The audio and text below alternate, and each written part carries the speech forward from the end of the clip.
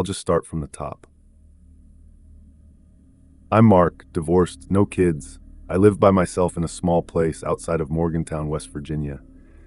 My house is kind of tucked back off a county road with a lot of trees around. I've been here since my divorce 3 years ago.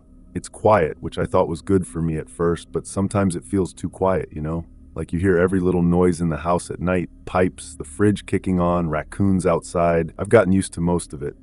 I work at a small shop. Me and another guy who's about my age. Work keeps me busy during the week, but on weekends, if I'm not watching football or fishing, I'll usually walk the trails near my house. There's this old rail line they turned into a trail system years back. Goes for miles. I'll take my phone, sometimes headphones, sometimes not. I don't run, never been much of a runner, but walking helps me clear my head. So this was a Saturday afternoon. Weather was decent, early fall. I'd had a rough week at the shop. One of our customers had been writing me about his truck for days, so I decided to take a long walk. I wasn't really looking for anything, just wanted to stretch my legs. The trail I take branches off a few different ways. One path goes toward the river, another cuts through some old farmland, and another heads back deeper into the woods. That last one's where I went that day. It's not super popular, usually pretty empty, except a hunter now and then. About an hour in, I came across something I'd never noticed before. On the left side of the trail, down a little embankment, there was this huge old drain pipe, like one of those big concrete culverts they used to lay under roads for runoff. It was like 6 or 7 feet wide, dark inside. You wouldn't even see it unless you looked, because the weeds and brush had grown up around it. I don't know why I went closer, maybe curiosity. I slid down the slope, got mud on my boots. The pipe smelled damp, like moldy leaves.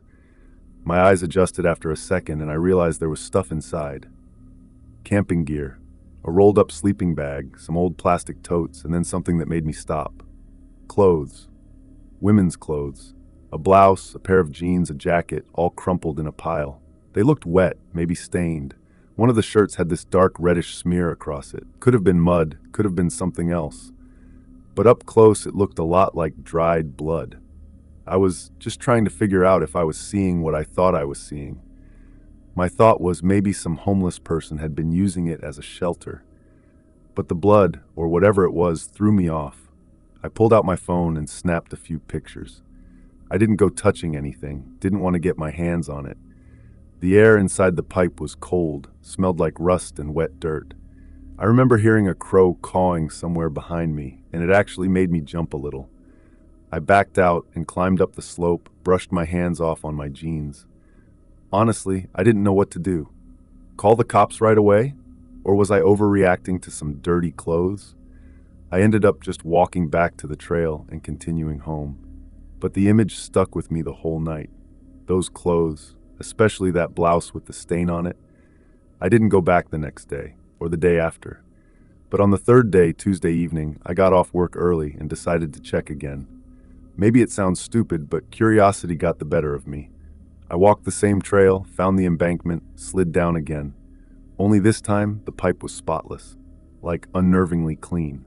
No sleeping bag, no totes, no clothes, not even scraps of paper or wrappers. It looked like someone had scrubbed it out. Even the floor of the pipe was washed smooth, like it had been hosed down.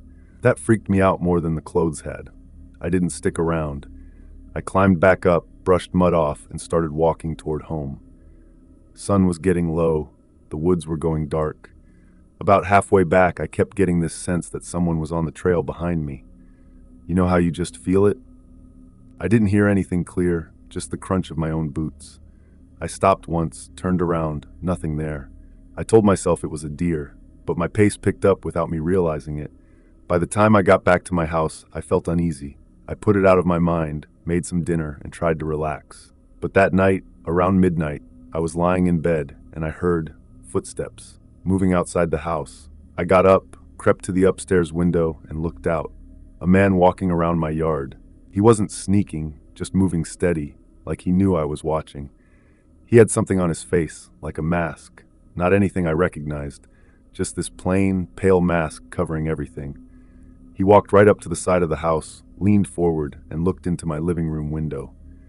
Then he turned, circled to the back. I couldn't see well, but I heard him stepping on the porch. I banged on the window and yelled. He jerked his head up at me, then bolted, ran fast into the trees. My heart was pounding. I called 911. A deputy came out within 20 minutes, searched the property. They found boot prints in the mud near the back porch and under one of the windows. The deputy asked me if I'd had trouble with anyone, if I recognized the guy. I told him no. I still don't know if the drain pipe has anything to do with it, but I can't stop thinking about the way it was cleaned out.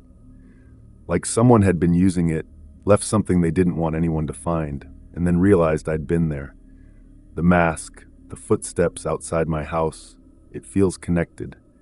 Sometimes at night, I swear I hear someone moving in the trees near my house. I shine my flashlight out there, never see anything. But the woods are dark and deep. You can't really see far between the trees. I don't know if he's still out there, or if I just spooked myself too much. I'm a 37-year-old guy, and I guess the best way to start this off is by saying I've always been more of a homebody. I live in Michigan, about an hour outside of Grand Rapids, in a regular house with my girlfriend, but I grew up going to my uncle's old cabin up north. A spot you picture when people say cabin in the woods.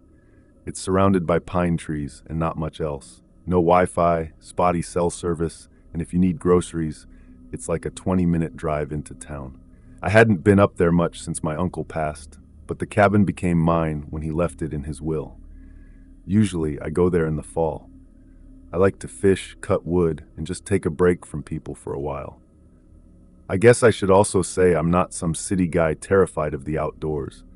I've camped plenty, I've hunted, and I've spent time alone in the woods. I know the usual sounds and how things get eerie when it's dark out there. But the thing that happened to me at the cabin wasn't just normal woods creepy.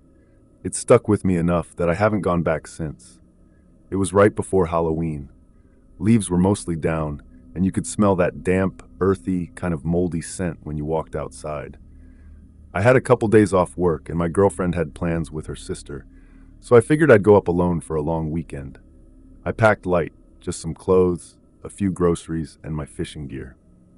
I remember throwing an old Coleman cooler in the back of my Ford and a box of firewood I picked up at a gas station because I didn't feel like chopping the wet stuff around the cabin right away. I had a thermos of coffee with me, listening to a podcast, eating a gas station sandwich that was way too dry.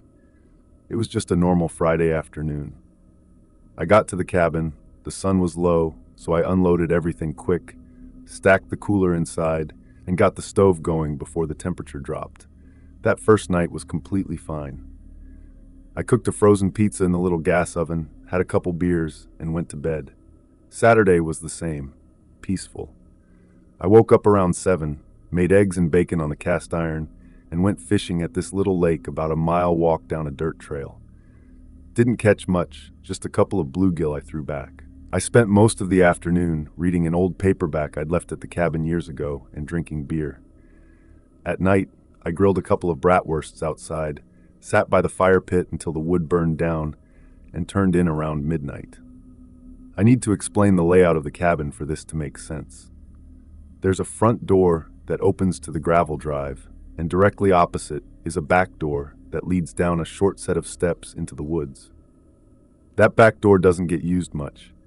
It sticks when you try to open it, and the handle is old brass, scratched up from years of use. There's a tiny window in the door, about the size of a shoebox, with a little curtain covering it. The futon I sleep on is like 10 feet from that back door, so when I'm lying down, I can see the outline of it pretty clear in the dark. That night, I fell asleep with the wood stove still going, light flickering against the wall. Sometime later, I couldn't tell you the exact time, maybe 2 or 3 in the morning, I woke up to knocking.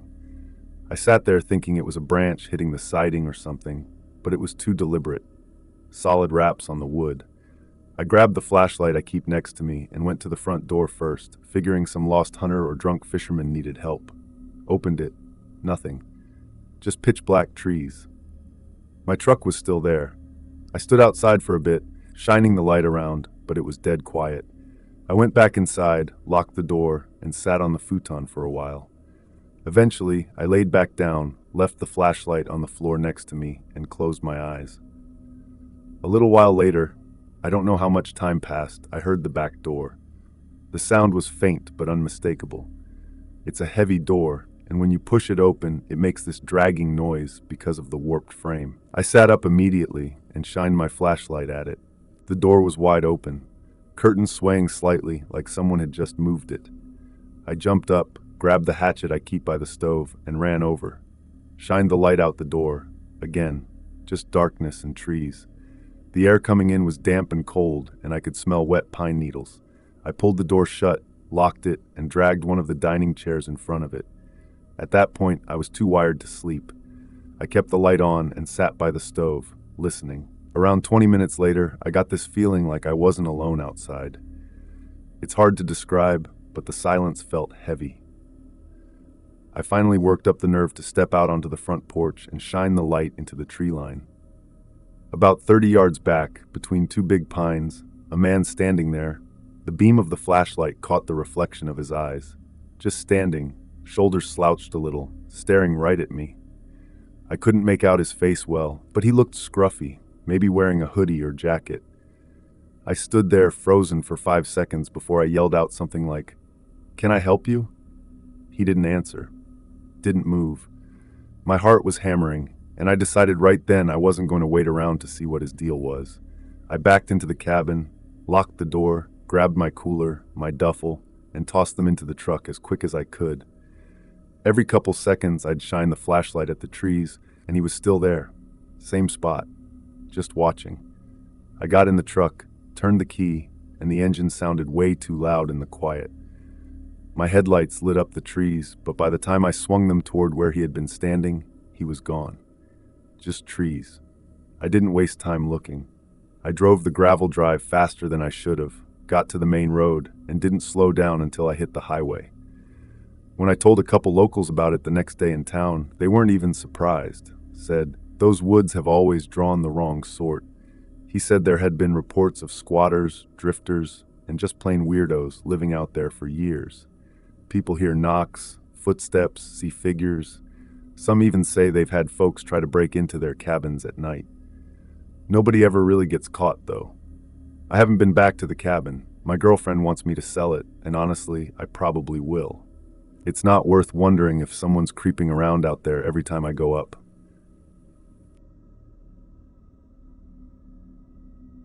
I don't really share stories online much. My name's Kate. This all happened last year when I was living alone for the first time. I grew up in Illinois, small town stuff, but I moved closer to the city after I got promoted at work. My apartment isn't huge, it's a 2-bedroom, one I chose because it's a little outside the busier part of town. The rent was cheaper, and I thought the extra bedroom could be a little office or guest room. I didn't really use it much, mostly piled laundry in there. To give some backstory, I'd broken up with my ex, Justin, months before this. We'd been together for almost 3 years. It was one of those relationships that started off exciting and fun, but after a while, he started getting moody, jealous, and just too much. He'd show up at my work sometimes unannounced, check who I was texting, and if I didn't respond fast enough, he'd get angry. I finally had enough after an argument where he punched a hole in my wall. It wasn't even about me. It was something stupid about his car insurance, but the way he lost control freaked me out. So I ended it. He didn't take it well, and for a while he'd text me weird stuff like, "Hope you're happy without me," or "You'll regret this." I blocked him on everything eventually, and after a couple months I didn't hear much more. I knew he still lived across town with his parents, which made me feel a little safer. Anyway, on the night this happened, I'd stopped at the grocery store on my way home from work. I picked up some pizza, a bottle of wine, and some random snacks.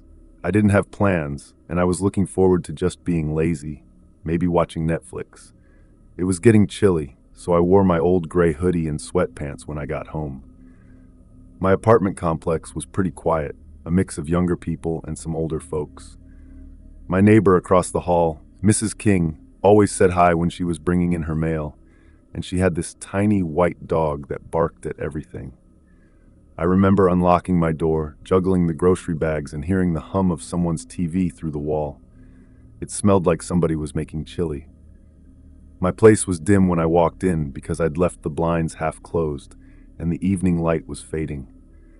I tossed the grocery bags on the counter and kicked off my sneakers by the door. I cracked open the wine and threw the pizza in the oven. Everything felt completely normal. I even FaceTimed my friend Lisa for a while. She was out with her boyfriend, so I didn't keep her long, but we laughed about some TikTok videos she showed me. I hung up, ate my pizza, scrolled through my phone, just an average Friday. Around 9, I went into the bathroom to wash my face. I had music playing off a little Bluetooth speaker in the kitchen. I remember bending over the sink, scrubbing off my makeup, and hearing this faint tapping sound. I thought it was from upstairs.